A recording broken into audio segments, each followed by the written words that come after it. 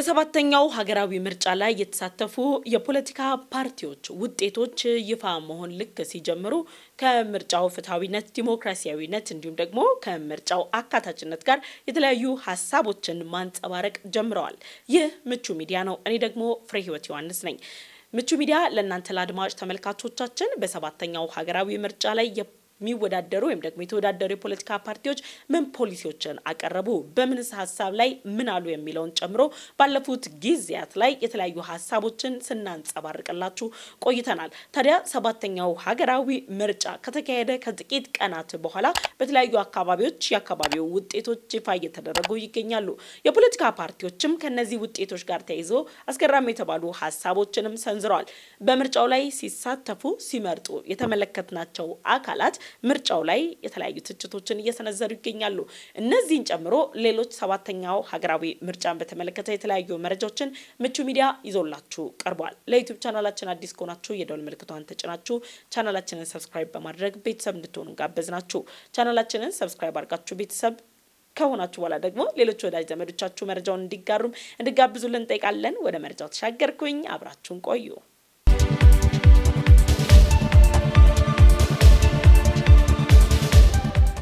ምርጫ የሚባልም አይደለም ነው ያልነው እኮ ይሄ የማከፋፈል አይነት ነው። እንትና ፓርቲ ለኔ ይመቸኛል ስለዚህ በተቃዋሚ ስም ቢገባ ምርጫውን ዲሞክራሲያዊ ያስመስልልኛል ብሎ የተወሰኑ ወንበሮችን ከመልቀቅ በዘለለ ሌላው ጠቅልሎ የመውሰድ ሁኔታ ነው ያየነውና ህዝብ ጦርነት ላይ በሆነበት ሁኔታ አይኛን ካርድ አናወጣ መጀመሪያ ግድያችሁን አቁሙ ያለ ባለበት ሁኔታ የተካሄደ ምርጫ በየትኛውም አይነት መለኪያ ጠንካራ ጎን ይኖራል የሚል እምነት የለንም። እኔም ያየሁት ያን ነው።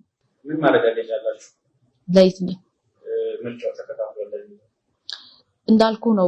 ከዚህ ቀደም ስንገልጻቸው የነበሩ ነገሮች አሉ። ለምሳሌ የተለቀቁ አካባቢዎች አሉ። በተለቀቁ ቦታዎች ይገባሉ ያልናቸው ሰዎች እንደገቡ መረጃዎች እየወጡ ነው ያለው። ኦፍ ኮርስ የምርጫ ሙሉ ውጤቱ ሲወጣ ነው እሱን ደምድመን መናገር የምንችለው። ግን የምንሰማቸው ነገሮች አሉ፣ የምናያቸው ነገሮች አሉና ያንን ለማረጋገጥ በጣም ቀላል የሆነ ነገር ነው። የትኛውም ሰው እንደውም ፖለቲካ ውስጥ የሌለም ሰው ሊያውቀው ሊያረጋግጠው የሚችል ነገር ነው።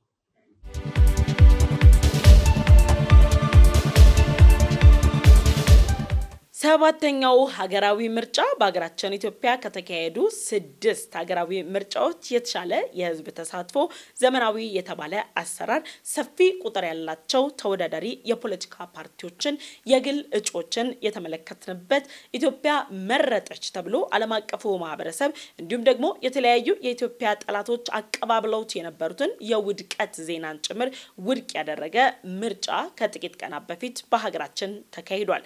ሰባተኛው ሀገራዊ ምርጫ ገና ከጅምሩ ጀምሮ በነበሩ የጊዜያት ሂደት ውስጥ የተለያዩ የፖለቲካ ፓርቲዎች ቁጥራቸው ከ45 ያለፉ ከ10,200 በላይ የሚሆኑ እጩዎችን አሳትፎ ፖሊሲያቸውን፣ ማኒፌስቶቸውን ለህዝብ አቅርበው ህዝብ እንዲመርጣቸው ቅስቀሳዎችን ሲያደርጉ ቆይተዋል። አንዳንዶች በተሰጣቸው የቴሌቪዥን የአየር ሰዓት ላይ ጭምር ቀርበው የፖለቲካ ፓርቲያቸውን እቅድና አጀንዳን ሲያስተላልፉ የቆዩም ነበሩ።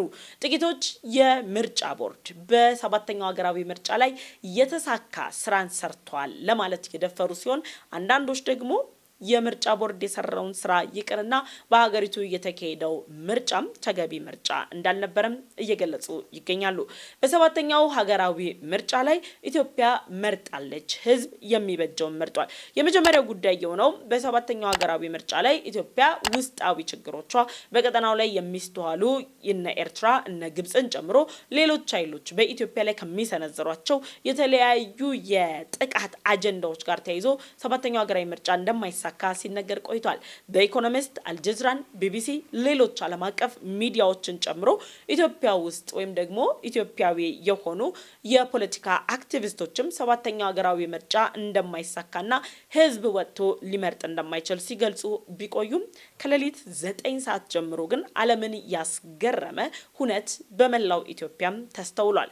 በመላው ኢትዮጵያ ለማለት የሚያስደፍርበት ሁኔታ የለም የሚሉ የፖለቲካ ፓርቲዎችና ፖለቲከኞችም በአንዳንድ የአማራ ክልልና የኦሮሚያ ክልል አካባቢዎች ላይ በጸጥታ ስጋት ወይም ደግሞ በጸጥታ ችግር አማካኝነት የተቋረጡ የምርጫ ሂደቶችን በመላው ኢትዮጵያ እንደተስተዋል አድርገውም አጀንዳ አድርገው ሲቀባበሉም ለመመልከት ችለናል። ታዲያ በሀገራችን ኢትዮጵያ የተካሄደው 7ኛው ሀገራዊ ምርጫ ላይ ከሌሊት 9 ሰዓት ጀምሮ በተስተዋሉ ሰልፎች ህዝብ የሚበጀውን መርጧል።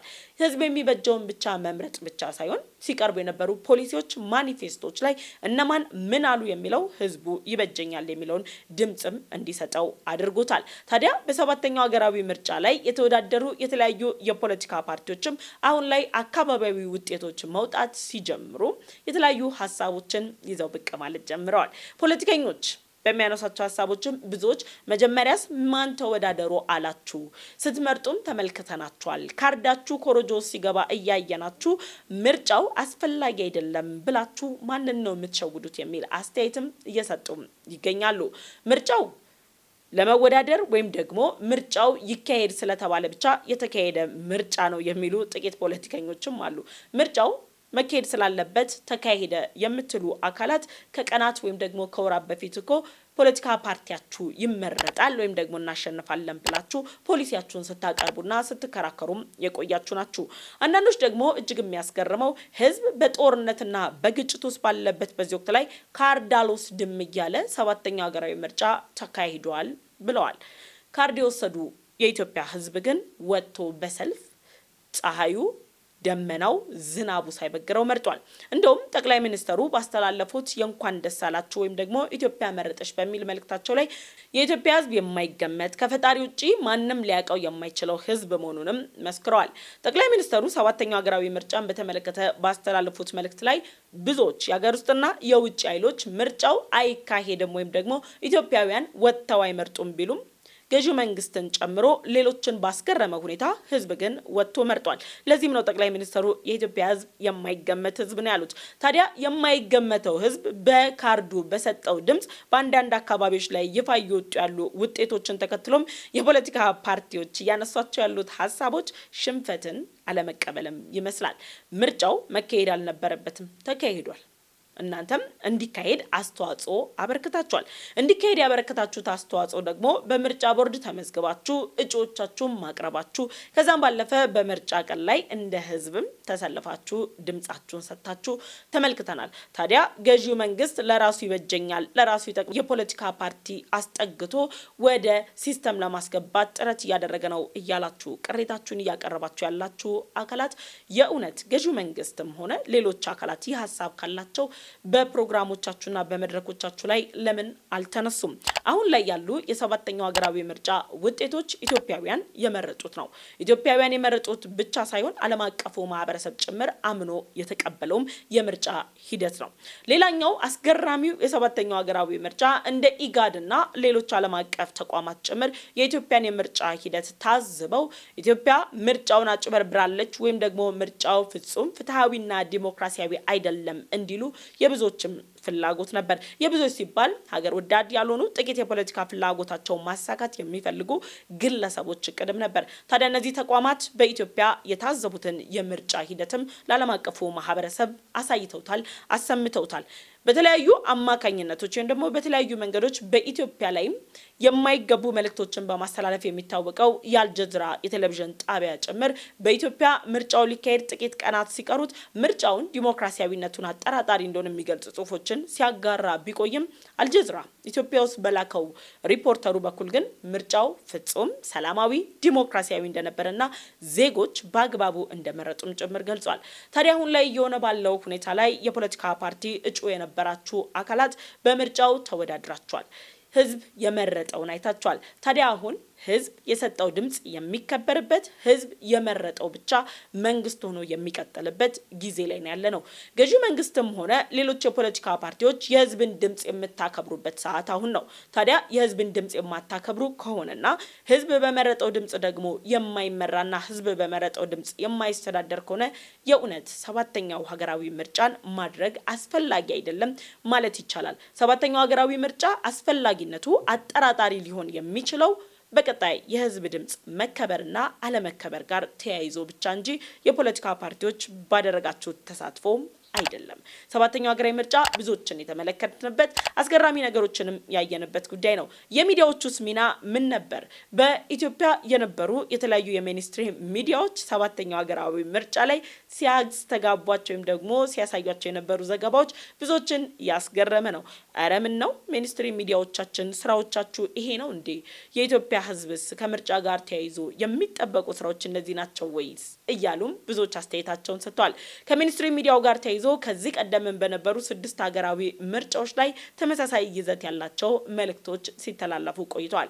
ሜንስትሪም ሚዲያዎች ህዝብ እንደታዘባችሁ ሁሉ ባለሙያዎችም ታዝበዋቸዋል። በቀጣይ ትኩረት አድርጋችሁ ልትሰሩበት የሚገባና የምርጫ ዘገባዎች ላይ የሚያጠነጥኑ ሀሳቦችን እንደ አዲስ አመንጭቶ መስራት ላይ አተኩራችሁ ልትሰሩ እንደሚገባም የምቹ ሚዲያና የሌሎችም ምክራችን ነው። ሰባተኛው ሀገራዊ ምርጫ ምን ውጤት ያመጣል? የትኛው የፖለቲካ ፓርቲ አሸንፏል? የህዝብ ድምጽ ይከበራሉ የሚለውን ደግሞ በጥቂት ጊዜያት የምንመለከተው ነው። ነገር ግን በሀገራችን በተካሄደው ምርጫ ላይ ምስጋና ሊወስዱ ከሚገባቸው ተቋማት መካከልም የጸጥታ አካላት ከዛም ባለፈ ደግሞ ሰባተኛው ሀገራዊ ምርጫን በሰላምና በእቅዱ መሰረት እንዲከናወን ያደረገልን የኢትዮጵያ ምርጫ ቦርድ ነው። የኢትዮጵያ ምርጫ ቦርድ ኢትዮጵያ ሀገረ መንግስትና ብሔረ መንግስትን ለመገንባት እያደረገች ያለችው እንቅስቃሴ ተከትሎ የመጣ አንድ ውጤትም ነው። የኢትዮጵያ ምርጫ ቦርድ ቀጣይ ምርጫዎችን ደግሞ ከዚህ በተሻለ ዘመናዊነት፣ አሳታፊነት ይዛችሁ እንደምትመጡም ባለሙሉ እምነት ነን። የታዩ ክፍተቶች፣ የድምጽ አሰጣጥ ችግሮች፣ የተሰረቁ ኮረጆች፣ በተለያዩ መንገዶች ሲሰሩ የነበሩ ወንጀሎችንም ተከታትላችሁ የወሰዳችሁት እርምጃ ይበል የሚያሰኝ ነው። ከዛም በተጨማሪ የጸጥታ ችግር በተዋስተለባቸው አካባቢዎች ላይ የምርጫ ሂደቱን ማቋረጣችሁም ተገቢ ነው።